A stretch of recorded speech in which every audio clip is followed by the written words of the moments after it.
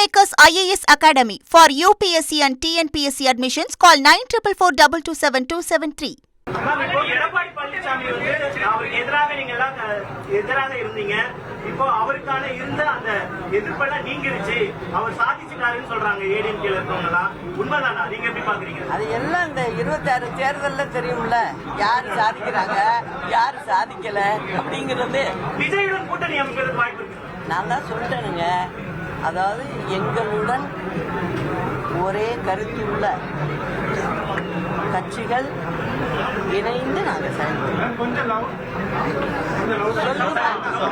செயல்படுவோம். எல்லாரோடையும் அதை நான் இப்ப சொல்லக்கூடாதுல்ல. தேர்தல் முடிஞ்சதும் ரிசல்ட் வந்ததும் எல்லாருமே பார்ப்போம்.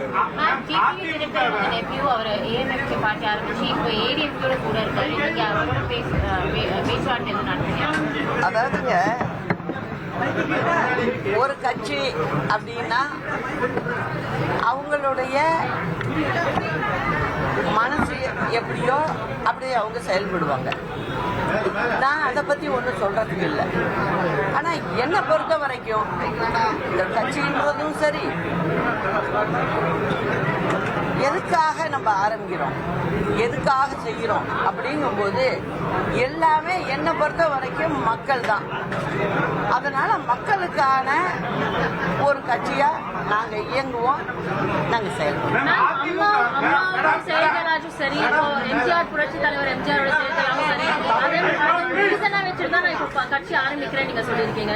இப்ப இதோட என்னன்னா கோரிக்கைகள் இருக்கும், ஜனங்க கிட்ட ஆல்ரெடி பேச்சுவார்த்தை நடந்துட்டு இருக்கா, இல்ல என்ன மாதிரி கோரிக்கைகள் நீங்க எதிர்பார்க்கறீங்க? இருக்கு ஜனங்கள்ட்ட நான் இப்ப சுற்றுப்பயணம் மேற்கொண்டா ஜனங்கள்ட்ட நான் நேரடியா பேசுவேன்.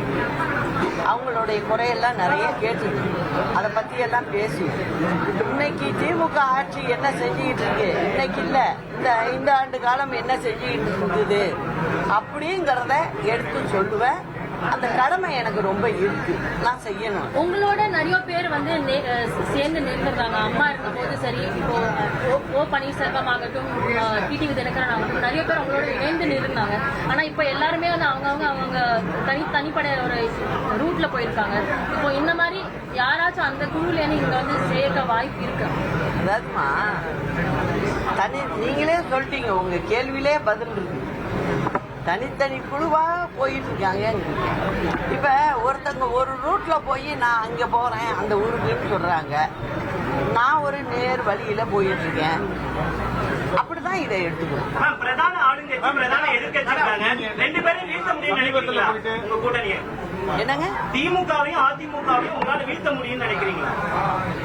என்னை பொறுத்த வரைக்கும் மக்களுடைய பிரச்சனை தான் பிரதானம். அத சரியா செய்யல, இவங்க யாருமே செய்யல. அந்த செய்யலைங்கிறத நான் மக்கள்கிட்ட போய் கேட்பேன், எடுத்து சொல்லுவேன், சொல்லி நாங்க வாக்குகளை பெறுவோம். Kingmakers IAS Academy for UPSC and TNPSC admissions. Call 9444227273.